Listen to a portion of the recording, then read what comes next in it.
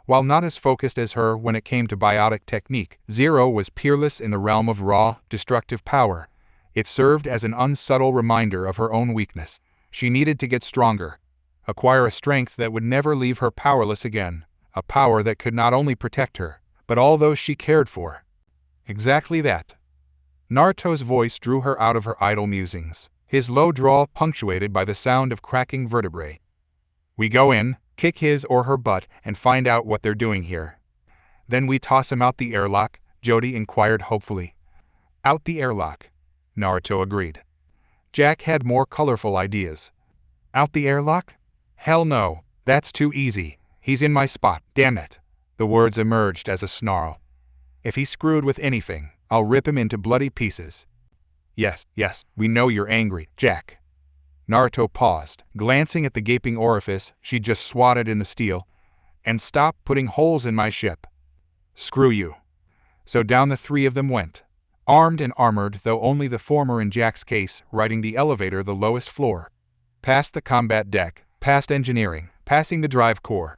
Seconds ticked by, feeling like an eternity to those within. By the time they finally reached ground floor, Jack looked ready to tear the doors apart and disembark manually. While it would have been nice to see her try, Jody instead contented herself to a small sigh and stepped out after the unlikely pair, fearing the worst, hoping for the best. She didn't get either. Sure enough, a man in simple robes awaited them beyond, his slim face hidden by dark hair the color of BLD. Interestingly enough, he bore a streak of white within, though one couldn't tell if it stemmed from age or something else altogether. He made no effort to hide from them.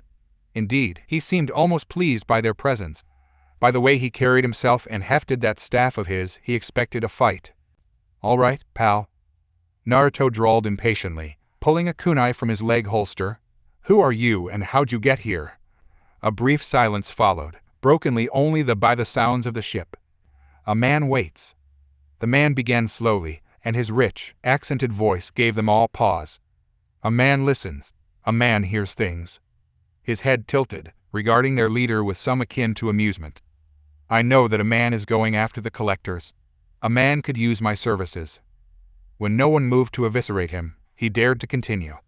You wish to know who I am? I am Jacen Hgar. I am no one. I would be of help. Not for long, Jack growled, storming forward. You're dead, you hear me? Dead. The man looked Subject Zero up and down, then sighed. A girl is foolish. Oh, I'll show you foolish, F-Seeker. Naruto stiffened. Jack, I wouldn't. Whack. In the same instant that he spoke, the almighty biotic found herself face down on the deck, sporting a bloodied lip. Jody blinked, understanding nothing. Jacen lowered his arm, serene in his calmness. Naruto whistled softly, his whiskered visage expression reflecting mild amusement. He shook his head slowly, grimacing as the psychotic biotic struggled to right herself with anything resembling dignity. I warned you. What the hell? A girl confirms what a man already knows.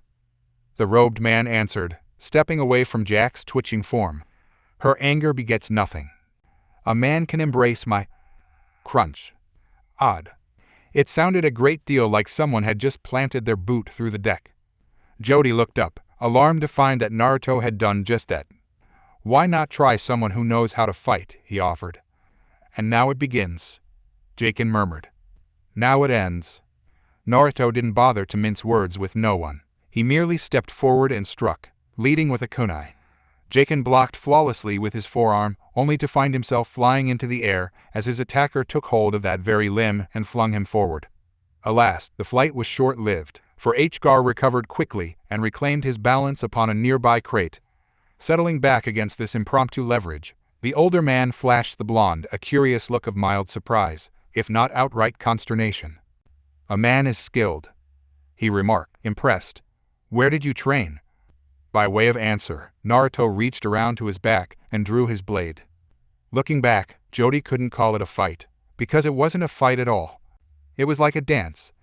She realized it, saw it in the way they moved. For all his levity, all those old jokes and silly humor, the blonde was still a killer at heart. At the end of the day, no matter what he said or did, no matter how much he might deny that he enjoyed it, he simply excelled in the art of ending lives.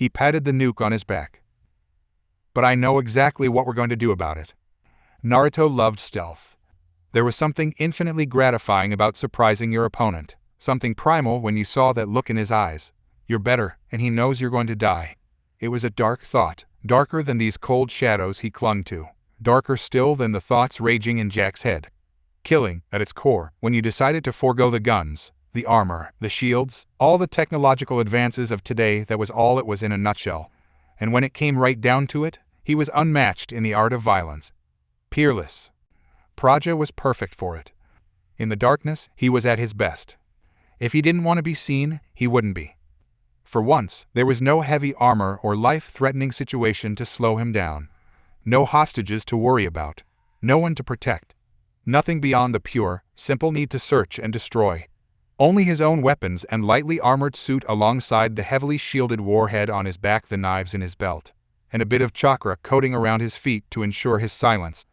It felt good to rely on his own skills, rather than the sheer brute force he'd taken to as of late. Cutting loose and berserk was all well and good, but there was a time and a place for it, and now was neither of those. Tonight was a night for ninja. Although, he still didn't understand why Jody was freaking out over his new getup. Apparently his new outfit was Mondo Cool or some such. Whatever in blazes that was supposed to mean. Kids these days, and their new age talk.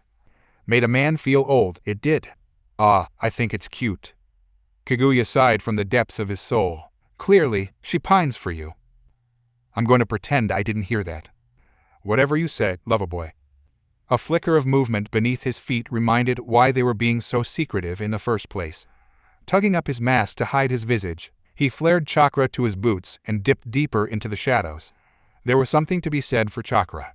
It was DMN near impossible to detect in this day and age, much less divine chakra coursing through him. Dark energy and biotics were susceptible to scanners, of course, but him? Bit of an unfair advantage there, given that he was the last known practitioner this side of the galaxy. An advantage he intended to milk for all it was worth. Crouched against the dimly lit ceiling, he watched two squads in white make their rounds.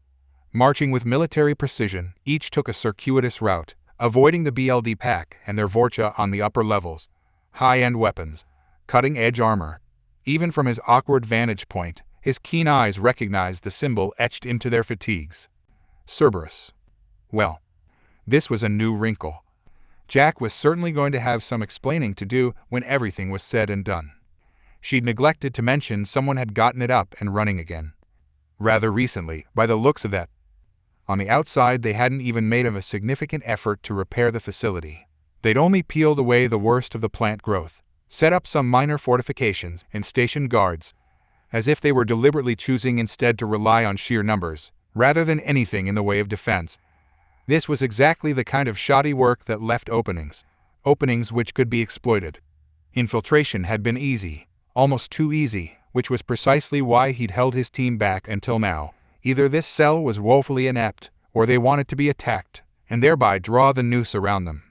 Still, it begged the obvious question. Someone had set all of this up. Who was in charge?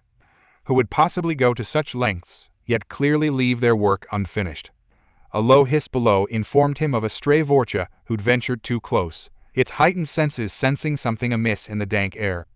Naruto clicked his teeth together in silent annoyance, bracing himself against a darkened corner. It wasn't aware of him yet, hadn't called anyone. Good. It gave him a chance to test out some new equipment. Squinting one eye shut, the blonde braced himself against the high ceiling with one hand, narrowed the other, and aimed his free limb toward the ghastly creature below, while forcing his right palm into a fist. Another harsh peal of thunder crashed outside at that exact moment, obscuring the noise that followed. Snick! The grapple hook did its job and theme some, bursting from it gauntlet to arced unerringly downward, spearing the stunned sentry square in the chest, silencing any noise it might have made. Choking on its own BLD, the Vorcha folded inward on itself, trying and failing to heal from the now gaping tear in its lungs. At least, Naruto assumed he'd hit the lungs. Vorcha physiology was tricky. With a grunt, he braced his legs and reeled the line in, dragging the hideous creature to the ceiling, weapon and all. An equally swift tug extricated the hook from its victim, allowing him to slit its throat for good measure, stilling its struggles entirely. From there, it was a small matter to dispose of him in the jungle and reclaim his perch. Slipping back into the shadows, he favored his new tool with a grim smile. Oh, yes. He was keeping this. One of Myra's latest creations, the grapple sported a thick, yet portable cord easily capable of punching through armor and supposedly able to lifting anything short of a Krogan or an Elcher. Just as well, he supposed. If it could lift one of those, it'd be woefully overpowered at any rate. One down, he ticked off in his head, dozens more to go. This is going to be a long night.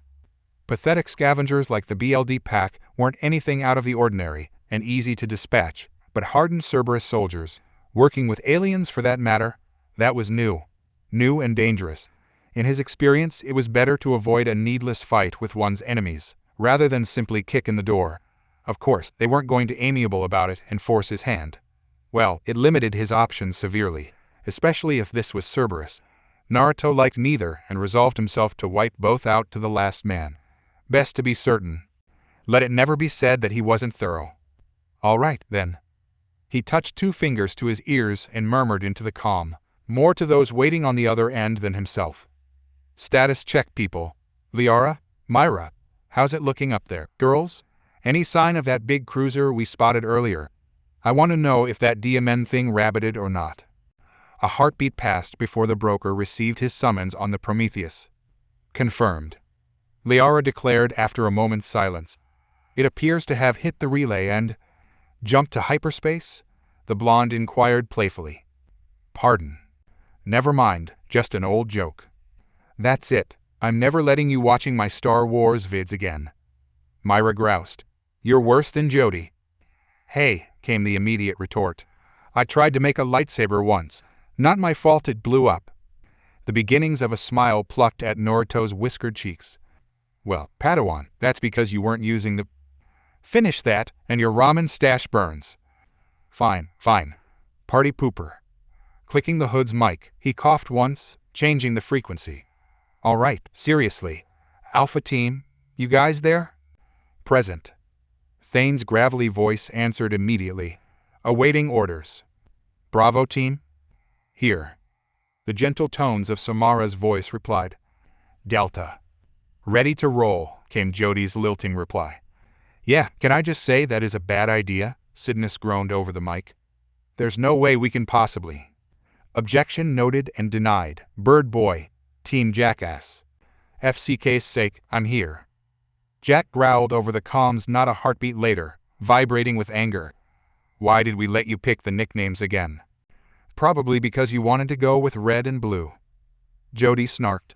Retro, much. I hate all of you. Why are we trying to do DMN strong anyway? Wouldn't it just be easier to kick in the front door? We can take 'em. I'd be fine with that. Samus seconded. Stealth is way out of my depth. This one agrees. Blasto chorused. This one would much rather simply enkindle.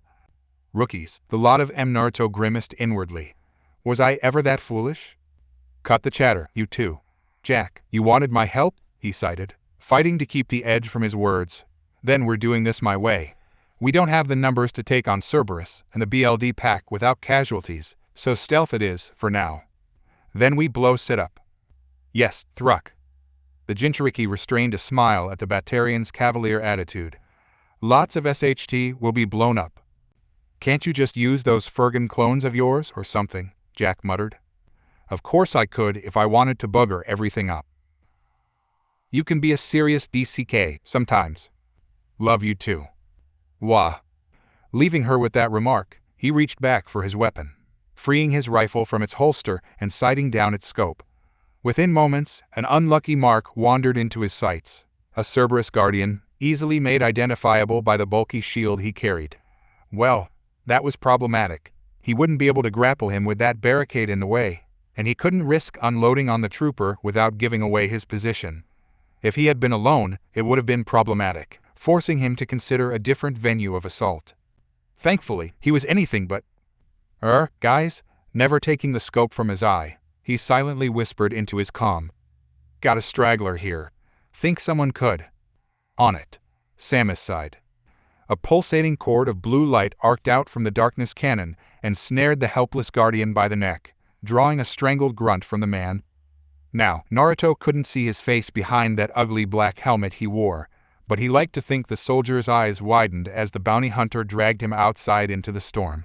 Less so when she broke his neck. PFFT, they call these flimsy things armor? Ridiculous. Naruto permitted himself a grim smile. Top-end tech tends to help, you know. I'm not lending you the suit, Naruto. DMN.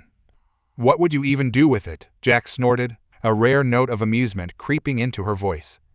Cannon. Arm. Nuff said.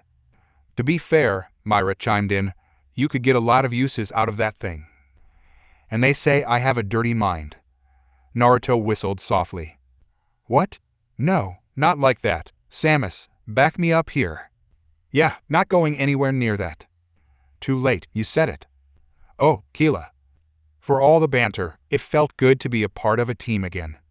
Not just as a unit, but to have a family, something worth fighting for, something worth protecting.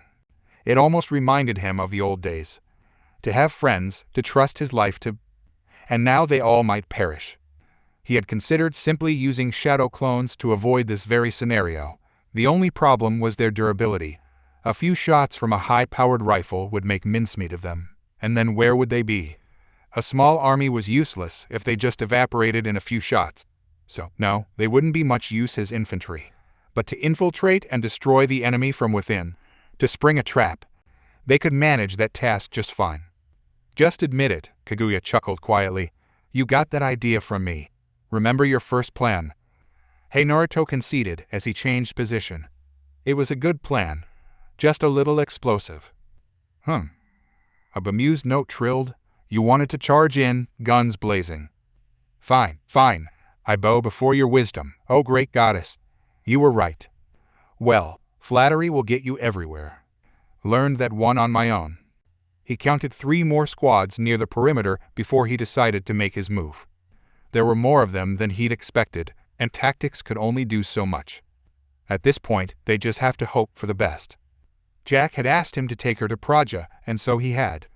Perhaps, had he known he'd have a chance to relive his glory days, he'd have answered the call sooner. As it was, Pragia reminded him of the dense forest that had so defined Konoha back in the early days of his career. Before the dark times, before Madara and all his madness, he'd lost his way since then, taken to relying on brute strength and Kaguya's power to make it through tight spots. Situations he could have avoided had he just used his head and thought things through. No longer. He was home. Once again, he was ninja. Let Jack and the others go in, guns blazing. They had something of a small army now, thanks to the new recruits and specialists. Many of them favored the direct approach. Hit strong and fast, ask questions later. It was a mindset he could understand, but one he disdained all the same. Precious few excelled in stealth. Only he and 2 others embraced that lifestyle. That suited him just fine. Raising a hand to his wrist, he silently gave the order that would loose them on the unsuspecting enemy.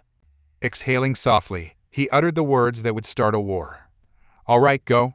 Everyone go, go, go. The BLD pack never saw the first wave of the Prometheus squad, or his squadmates, for that matter. Neither did the Cerberus dogs who'd hired them.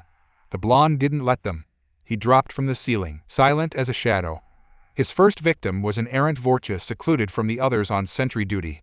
Idly fiddling with its makeshift rifle, the alien was wholly unprepared for a living shadow to drop from the black. It barely gurgled as the assassin seized hold of its throat and smashed its head to a bloody paste against the flagstones.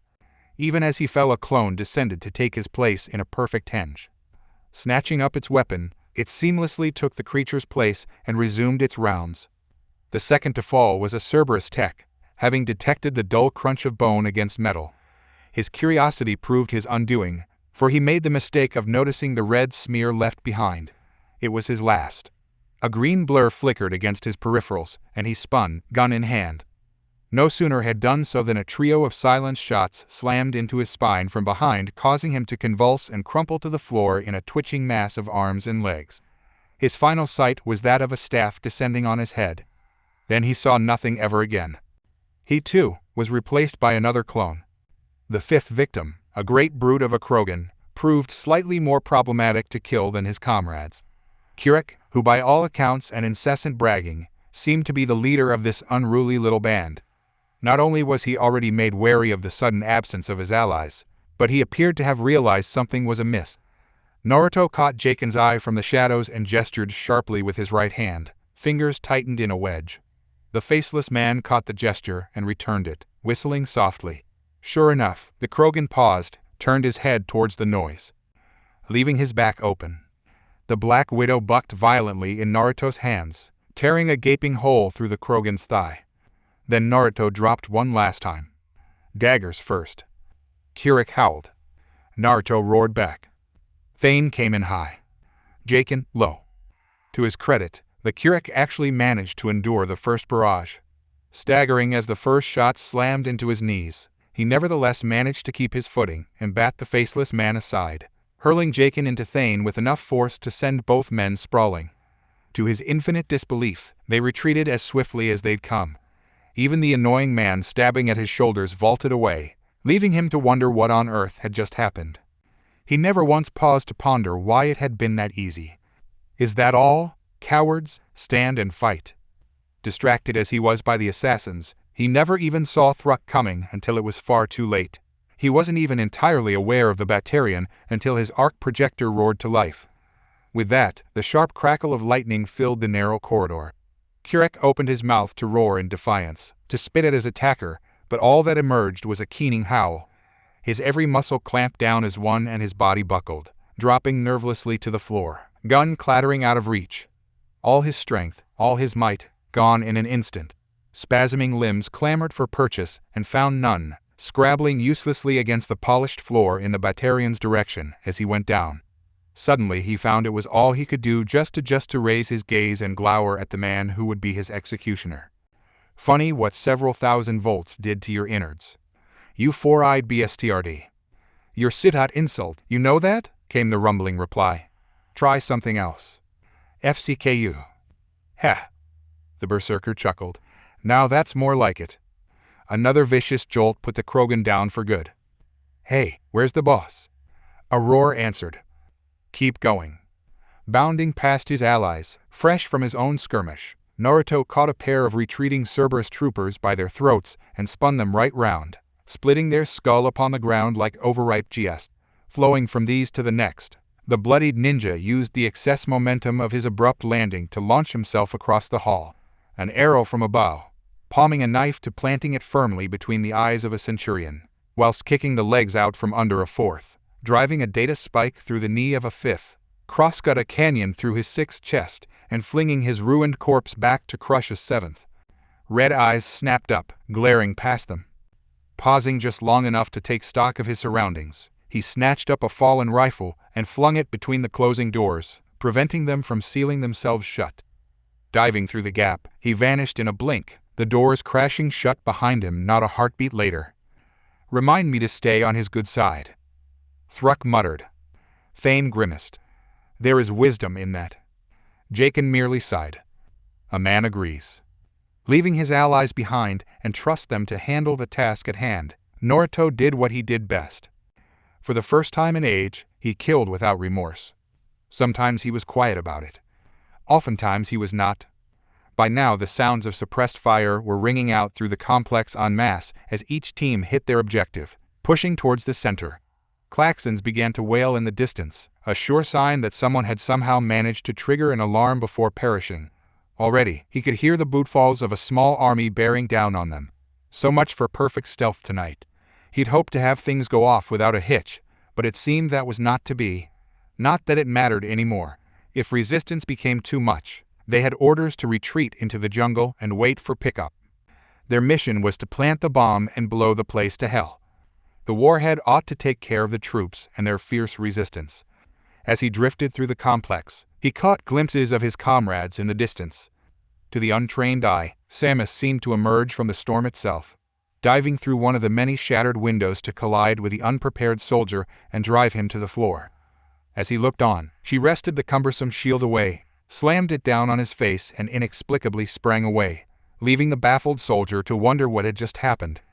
The answer came when he saw the flashing red charges she had placed against it.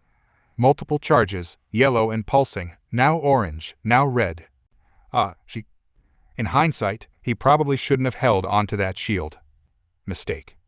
Shearing off a nearby bulkhead with his good hand, Naruto wrested the sharpened sheet of metal upward just as a wall of fire flooded the room. Shrugging off the blast, he cast his impromptu shield aside, stepping over the scorched corpses in his wake. Thankfully, they all bore the markings of Cerberus. Taking pity on a still twitching body, he dipped down and efficiently slit the man's throat before moving on. Let it never be said that he was a monster. Sometimes mercy was the best end. Better than death at the hands of a psychotic biotic. Speaking of psychotic, as if summoned by that very thought, the ceiling above him collapsed with a piercing roar. Hell yeah, this is what I'm talking about.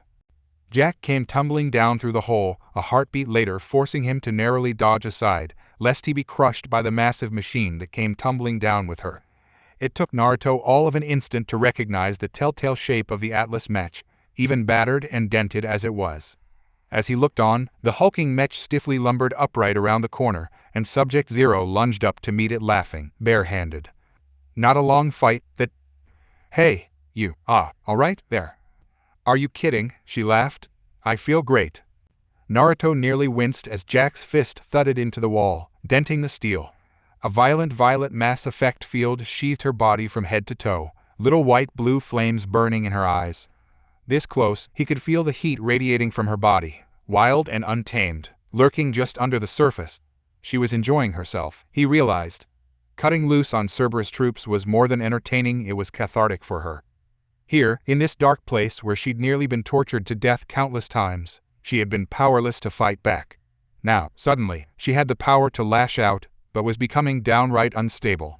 With every second she teetered further and further over the edge, threatening to lash out at those she held dear, radiating raw emotion like a feral Varan in heat. Maybe you should take it easy. You're kinda glowing. Screw that, she scoffed, ripping open a nearby door. I'll FC King destroy. Instead of another Cerberus death squad, they found themselves face to face with the unexpected. Oh dear, Kaguya frowned. A little girl. The hell.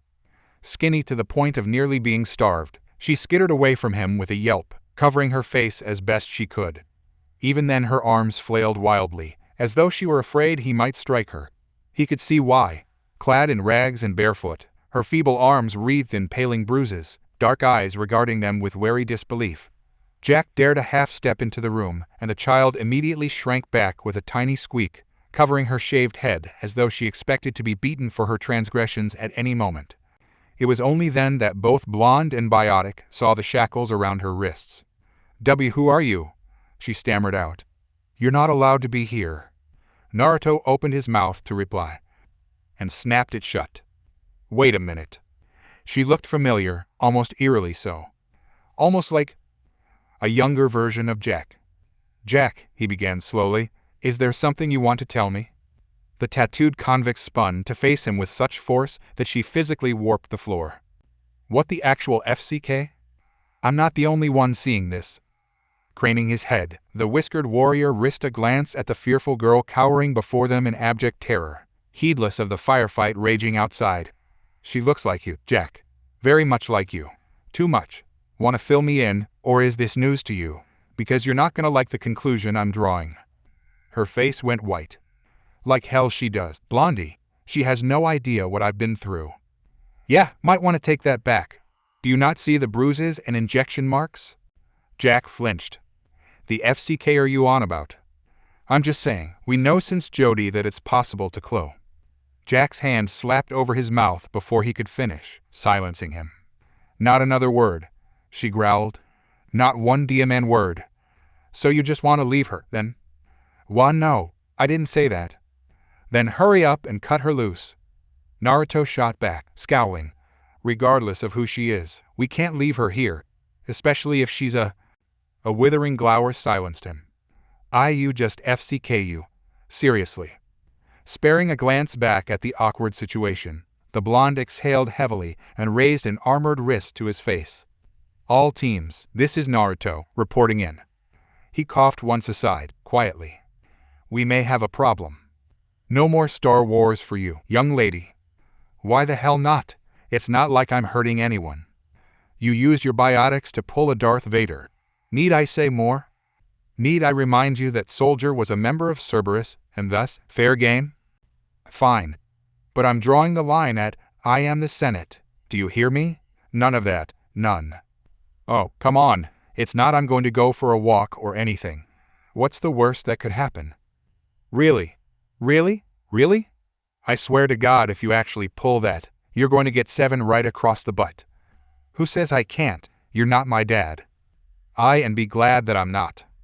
Rip and tear. Do not. Naruto and Jody. Going for a walk interlude. Power, unlimited power. Mad, albeit somewhat feigned cackle sprang from Jody's throat as she lifted her hands and pulled toward her enemies, seizing human and alien alike in visible tendrils of azure. Those nearest were luckier than most, in that their deaths proved relatively painless.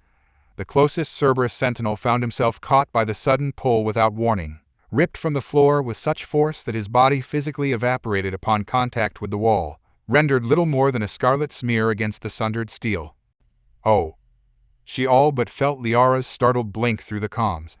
Remind me not to anger you. FCK, yeah, that's more like it, Myra cackled. Why didn't you do this earlier? Naruto's groan was quick to follow. Just don't let her break the base. La can't hear you. Rounding on the next wave, the clone brought her hands together in an explosive clap. Dark energy surged from her palms in response, roaring forward in a sinuous surging shockwave down the narrow corridor. Caught in such an enclosed space, the BLD pack had nowhere to run. Some tried to fling themselves into thin alcoves to avoid the cascade. Others attempted to hunker down behind shattered walls or upturned debris. A few foolish Vorcha even dared to stand their ground and fire headlong into the storm, heedless of the blue death coming for them. Idiots, who fired a missile into a shockwave. They all died horribly. Her biotics spared none, ripping through every opening to rend flesh and steel asunder. Some disintegrated outright, others were torn limb from limb, thrown about like broken dolls. The survivors fared little better. In their pride, the Cerberus troops had foolishly trusting to their tried and true armor to weather the storm.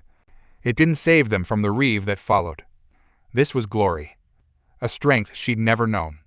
Jody flung a hand forward and crushed it into a fist, rendering a nearby turret into a finely meshed of scrap.